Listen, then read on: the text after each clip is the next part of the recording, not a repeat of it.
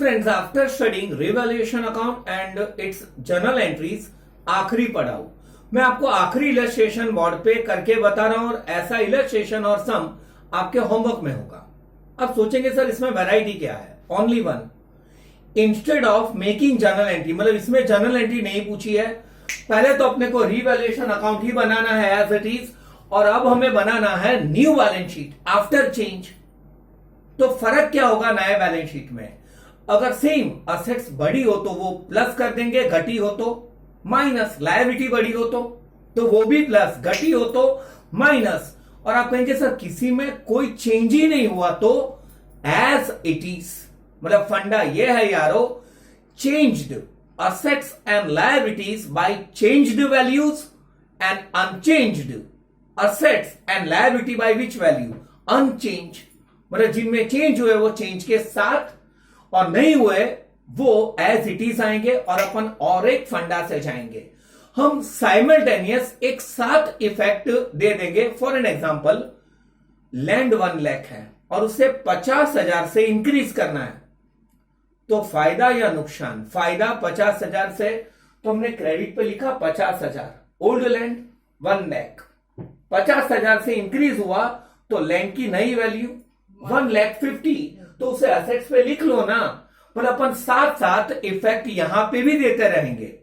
No need to पे creditor of 5,000, फायदो 5,000 लिखा यहां पे, तो जो क्रेडिटर है बैलेंस शीट में उसमें से 5,000 क्या कर डालो? माइनस।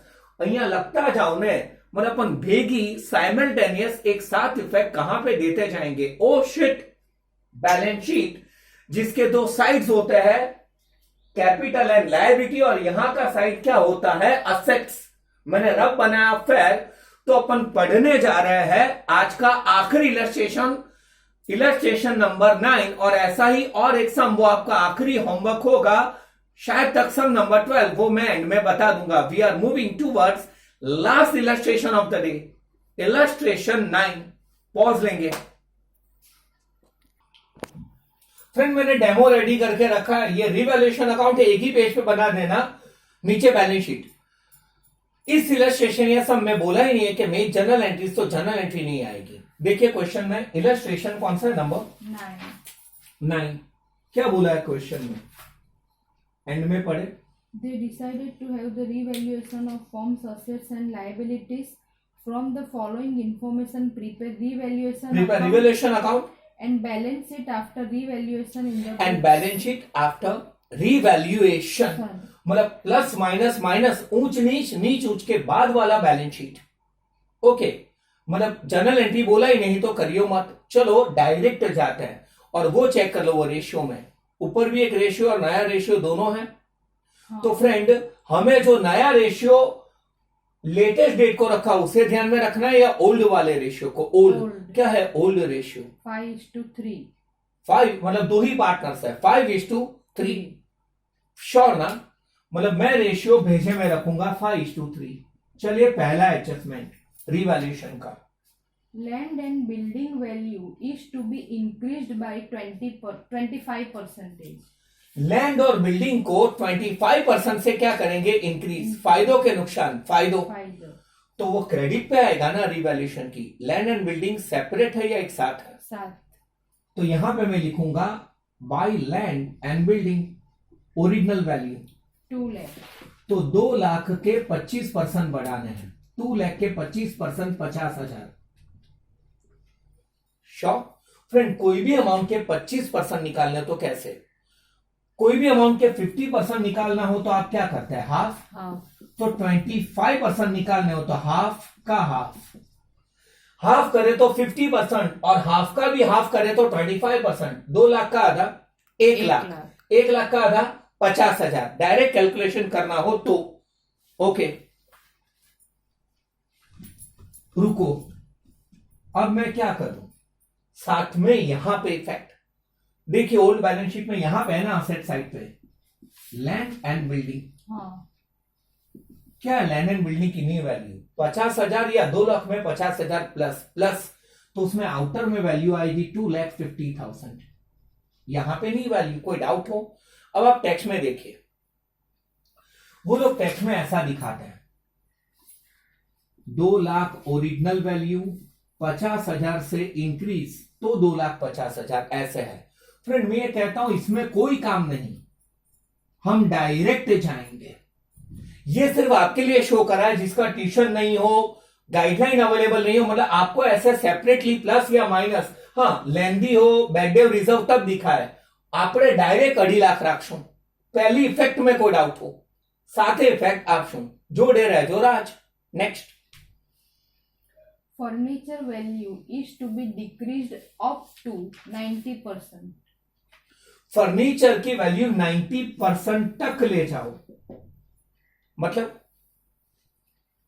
फर्नीचर की original value balance sheet 40,000. Friend पहले लॉन्ग कट से समझा रहा हूं फिर शॉर्टकट। 40,000 के 90% 36,000, मतलब what is the value of furniture, नवी वैल्यू 36। फ्रेंड आटलाથી चेंज करवानो क्या न्यू वैल्यू, न्यू। फ्रेंड कहां पे आती है न्यू वैल्यू, बैलेंस शीट। क्या है फर्नीचर का नवा वैल्यू 36,000, ओल्ड वैल्यू 40,000। तो फर्नीचर 4,000 से इंक्रीज हुआ या डिक्रीज, डिक्रीज। फायदा हो तो क्रेडिट, नुकसान हो तो कहां पे आ जाएगा डेबिट। फर्नीचर कितने से घटा 4,000, ये लॉन्ग कट। अब शॉर्ट कट, फ्रेंड फर्नीचर 90% तक ले जाना है, 90% ही उसकी वैल्यू है। कोई असेट्स 90% है तो इट इज लेस बाय कितने परसेंट, 10 ना। 10. कोई असेट्स अगर 80% है तो वो लेस बाय कितने परसेंट होगा, 20। तो एक काम करो ना, डायरेक्ट 10% घटा दी दो। 40,000 फर्नीचर है उसके 10% 4,000 से घटा दो, और 40,000 में से 4,000 माइनस करके 36,000 यहां पे लिख लो, जैसे चाहो वैसे। जो उसका नवा वैल्यू होता है वो यहां पे आता है और चेंजेस यहां पे। फिर से बताऊं, उन्होंने कहा फर्नीचर 90% तक ले जाओ, तो ले गया और यहां पे लाया। फिर मैंने कंपेयर करा, 40,000 का फर्नीचर 36,000 का हो गया, 4,000 से घटा, और 90% नवी वैल्यू है तो इट इज लेस बाय 10%। तो डायरेक्ट मैंने 40,000 के 10% 4,000 लेस निकाले, कैरेक्टर लेस को, फिर यहां पे लिखा। कोई डाउट हो पक्का आएगा यार, और अपन साथ साथ इफेक्ट देते जाएंगे। Next, Market value of machinery is rupees 72,000. Friend machinery की मार्केट वैल्यू 72,000 है। फ्रेंड ये चेंज है 72,000 से या न्यू वैल्यू है, न्यू वैल्यू। New फ्रेंड कहां पे आती है new value, balance sheet. Balance sheet. Assets हो तो असेट्स, लायबिलिटी हो तो लायबिलिटी। असेट्स में है ना कौन, मशीनरी। Machine. आप पूरा पहले लिखना, क्या है न्यू वैल्यू 7 72,000। कंपेयर करें, ओल्ड वैल्यू क्या है 80,000. फ्रेंड, पुरानी वैल्यू 80,000, नई वैल्यू 72,000। फायदा या नुकसान, 8,000 से वो बढ़ा या घटा, घटा। घटा। नुकसान डेबिट। मशीनरी अकाउंट 8,000 यहां पे, मतलब अपन साथ में इफेक्ट देते जाएंगे। कोई डाउट हो। Next, Book value of closing stock is rupees 10,000 Comma less है। than एक मिनट, कॉमा है। Book value of closing stock is 10,000, its market value. इसका मतलब क्या निकालोगे आप, कि 10,000 से स्टॉक को कम करना है, ऐसा निकालोगे। मतलब क्या है, 10, चलिए रट्टा मारते हैं, 10,000 बोले है ना, 10,000 से स्टॉक इंक्रीज करना है या डिक्रीज, आपका मन क्या बोल रहा है, Decrease. No, increase. फ्रेंड, आपका जो बैलेंस शीट है ना, जो बैलेंस शीट में वैल्यू होती है वो कौन सी वैल्यू होती है, बुक वैल्यू। उन्होंने क्या बोला एडजस्टमेंट में, देखिए आप, book value is less than 10,000 by the market value. मतलब वो निकल रहा है, એટલે અત્યારે હાલમાં માર્કેટમાં જે વેલ્યુ છે એના કરતા બુક વેલ્યુ 10,000 ઓછી છે। આપણી પાસે કઈ વેલ્યુ છે, बुक वैल्यू, जो मार्केट वैल्यू से हाल की वैल्यू से 10,000 कम है। अपने को रीवैल्यूएशन के वक्त बुक वैल्यू देखनी है या मार्केट वैल्यू। मार्केट रीवैल्यूएशन हाल की वैल्यू से होता है, अभी की वैल्यू से, मार्केट वैल्यू से। मतलब उसकी मार्केट वैल्यू 10,000 ज्यादा है, तो बताइए वो 10,000 से इंक्रीज होगा या डिक्रीज, इंक्रीज। फायदो कौन, स्टॉक। हाँ. स्टॉक 10,000 से इंक्रीज होगा। तो यहां पे स्टॉक की नई वैल्यू, मैं आपके रेफरेंस के लिए स्टॉक का ओल्ड वैल्यू 45,000, मतलब मैंने बुक वैल्यू 45,000 लिखी थी, बट उसकी मार्केट वैल्यू 10,000 ज्यादा है, तो उसकी वैल्यू 55,000 होगी। अब तक 55। फ्रेंड अब ऐसे में आप बताओ तो अच्छा है, तो आइडिया भी आया। 55,000 इज द मार्केट वैल्यू। इनमें कैलकुलेशन बताना जरूरी हो, बाकी में नहीं। फिर से क्यों ऐसा करना पड़ा? क्योंकि हमारी मार्केट वैल्यू ज्यादा है और बुक वैल्यू कम। हाँ, मार्केट वैल्यू कम होती तो डायरेक्ट क्या कर देते, माइनस, तो डेबिट पे आता। कोई डाउट हो?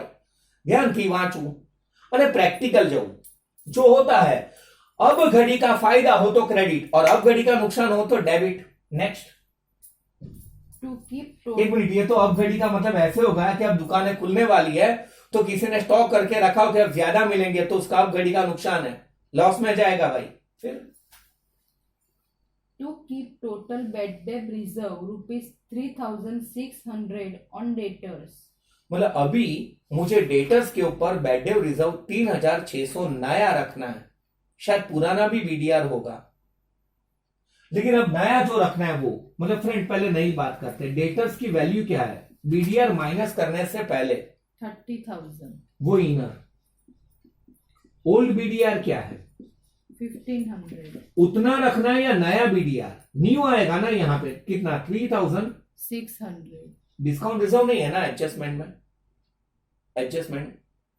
तो फ्रेंड डायरेक्ट आउटर में 26,400, मतलब डेटर में से नई, અહીંયા બધી નવી વાત, न्यू। मैंने नया बीडीआर 3,600 क्या कर दिया, माइनस, राइट है। अब आप सोचेंगे सर बीडीआर डेबिट पे लिखे या क्रेडिट? रट्टा कहता है डेबिट पे, प्रैक्टिकल समझिए। What is new BDR? એટલે નવું રિઝર્વ કેટલું રાખવાનું છે? 3,600। ઓલ્ડ રિઝર્વ કેટલું છે? 1,500। What is the gap? अब ये गैप पॉजिटिव है या नेगेटिव है? रिजर्व अपने को 3600 रखना है और ऑलरेडी आपने बचत राखी 1500, तो रिजर्व વધારે રાખવાનું જ કે रिजर्व ઓછું રાખવાનું છે? रिजर्व ज्यादा रखना है या कम? ज्यादा। हमने 1,500 रुपए साइड पे रखे थे बीडीआर के लिए, अब हमें कितने रुपए साइड पे रखने हैं? 3,600, यानी 2,100 रुपए ज्यादा रखना है। मतलब नहीं, તમારે કઈ गिफ्ट લેવાની હોય 1,500 साइड पे रखा है, फिर एक नई गिफ्ट पसंद आ गई जो 3,600 की है, तो आपको उसके अंदर 2,100 रुपए ज्यादा डालने पड़ेंगे। એટલે ભાઈ વધારે નાખવું પડે ને પ્રોફિટ માંથી તો ડેબિટ, અને ઓછું નાખવું પડે તો ક્રેડિટ। કેટલું વધારે નાખવું પડશે? 2,100। कैसे? क्योंकि नया बीडीआर 3,600 है, पुराना बीडीआर 1,500 है, तो हमें 2,100 और डालने पड़ेंगे। और यहां पे डेटर में से न्यू बीडीआर मैंने क्या करा, माइनस। कोई डाउट हो? लेकिन मैं और एक नए एग्जांपल से बताऊं आपको। अब ऐसा है, न्यू बीडीआर 1,000 है, तो मैं इसमें से 1,000 क्या कर दूंगा, माइनस। हवे ओल्ड बीडीआर 1,500, न्यू बीडीआर 1,000। अब 500 ज्यादा रखना है या कम रखना है? कम। फायदो, क्रेडिट। જેવી રીતે आपने गिफ्ट के लिए 1,500 रखे है, मम्मी के 500 હું આપીશ, તો 500 નથી રાખવાના, હવે ફક્ત કેટલા રાખવાના? 6,000। તો જે ફાયદો છે ક્યાં આવી જાય, ક્રેડિટ। मतलब फ्रेंड रिजर्व अगर एक्स्ट्रा रखना हो तो डेबिट और कम रखना हो क्रेडिट। कोई डाउट हो? ऐसी नेसेसरी बातें आप ब्रैकेट में कंपलसरी बताओगे, नहीं तो समथिंग से करना होगा। आपने साथ ही इफेक्ट आपता रहीશું, जोड़े रहजो राज। कोई डाउट? शायद अब तो 1-2 एडजस्टमेंट होंगे। Next, creditors amounted to rupees चलो जल से तो आए। अमाउंटेड टू रुपीज 5,000 क्या? out of the total creditors are not to be paid. 5,000 के क्रेडिटर को चुकाने की कोई जरूरत नहीं, तो अचानक का फायदा या अचानक का नुकसान? फायदा। કેટલા નથી ચૂકવવાના? 5,000. फायदा।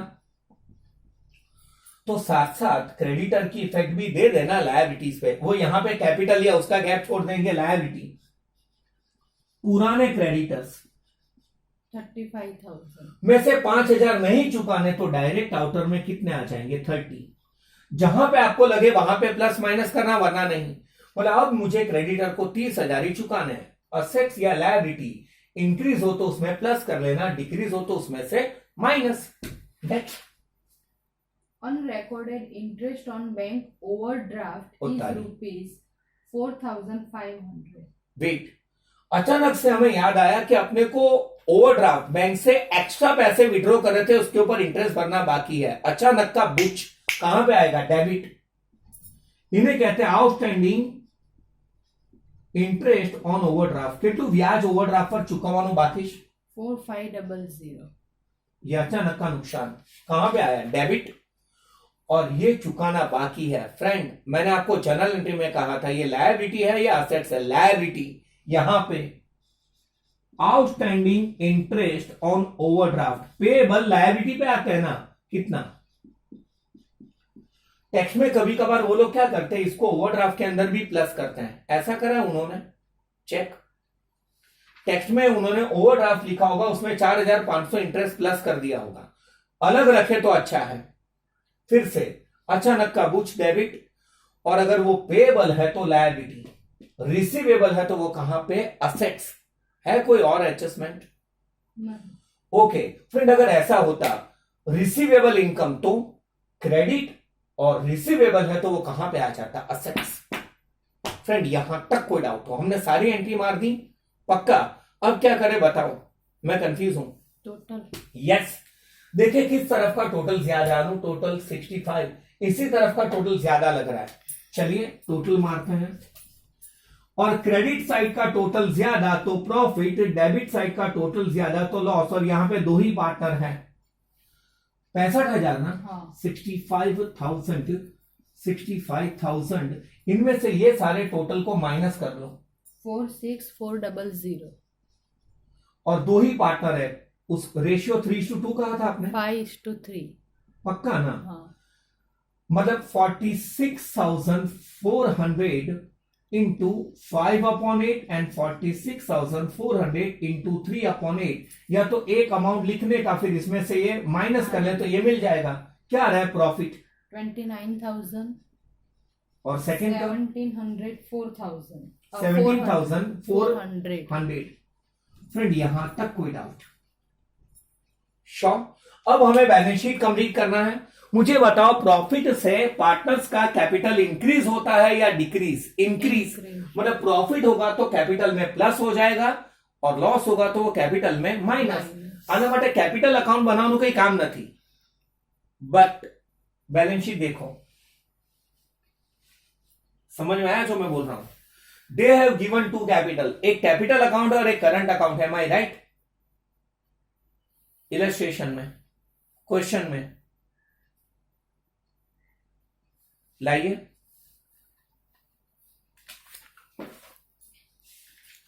यस, कौन सा इलस्ट्रेशन? ये तो आंसर है क्वेश्चन में।